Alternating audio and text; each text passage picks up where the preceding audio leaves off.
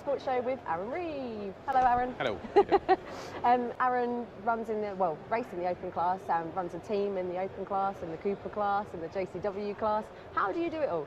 Pass. Obviously, as you know, we've slowly built it up throughout, and just really enjoy what we do, which really helps. Yeah, good. No, that's really good.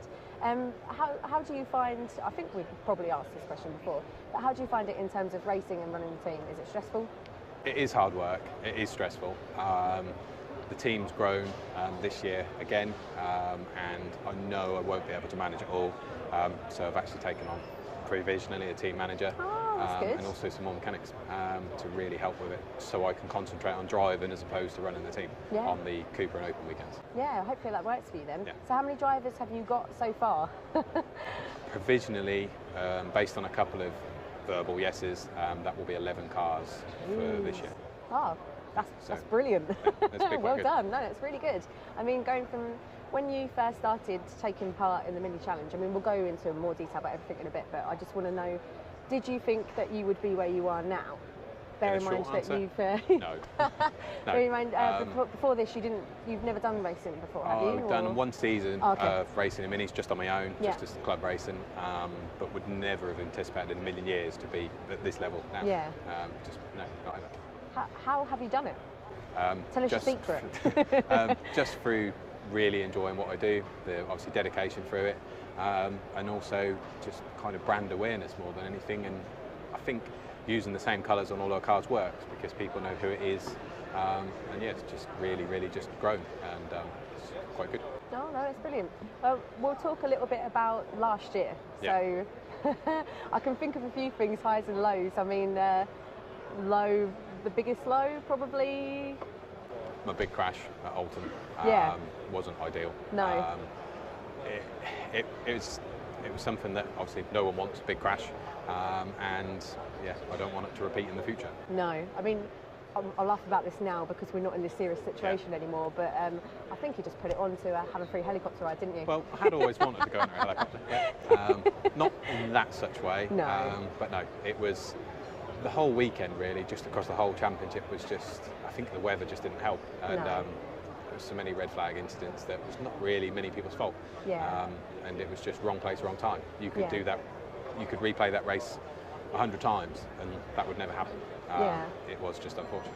And I mean, another thing that happened that sticks out in my mind more than anything, because there's picture evidence, is the fire. Yeah, the fire was cool. Obviously got known by many people. I think the fire video has been viewed multiple times, as is that photo. Interestingly, that photo is actually in a mini dealership in Abu Dhabi. Oh wow, I didn't know which is quite cool. That is pretty cool. Yeah, it's quite smart. So even as bad as that situation was, and as scary as it was, because I mean we spoke about it a little bit after it happened, it's actually brought out some quite good things for you. I have seen it over social media a few times. Yeah, no, I mean, what's the best catch line you've had? I think the best one I probably see was something like "We're so fast, we're on fire" was put on a point, and literally. No, it was good. It was. I guess it got people to know who we are because it was shared so many times. Yeah, and, true. A good come of a bad. Okay, so tell us about how did you hear about the mini challenge? What convinced you to come to us and go nowhere else? Originally, as I say, I was racing a mini R53 that I built for Championship Super Cooper Cup.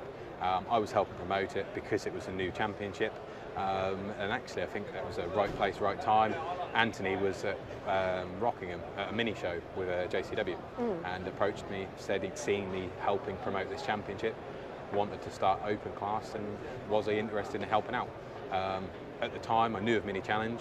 It was obviously something that I didn't think I'd ever be in.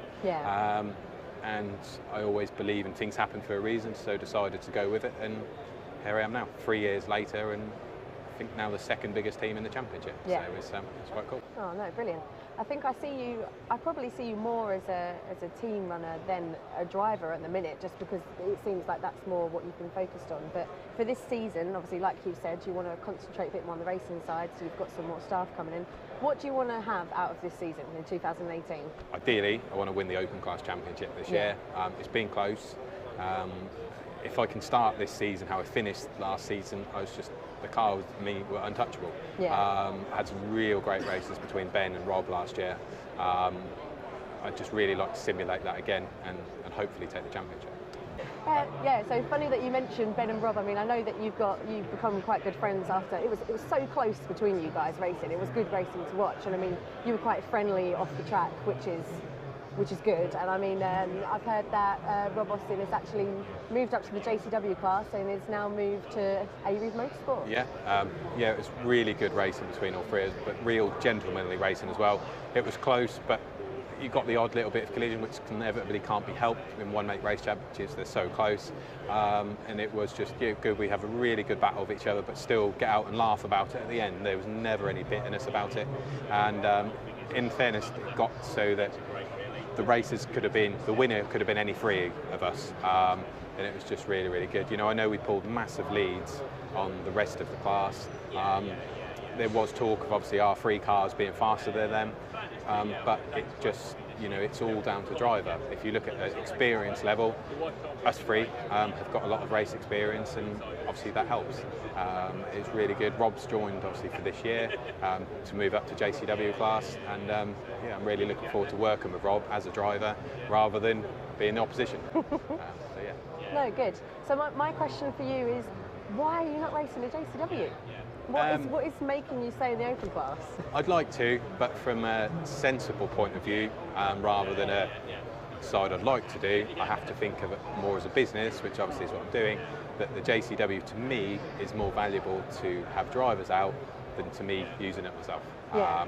I really enjoy the open class. It's a great championship, and obviously they're essentially the old JCWs, and some of the drivers are really good, proper competitive racing, and I would rather run the JCWs than be a driver. Yeah, no, that's fair enough. And I think it's really, really, really fantastic that you've been able to make a business out of something that you love to do as almost like a hobby with the racing. Yeah.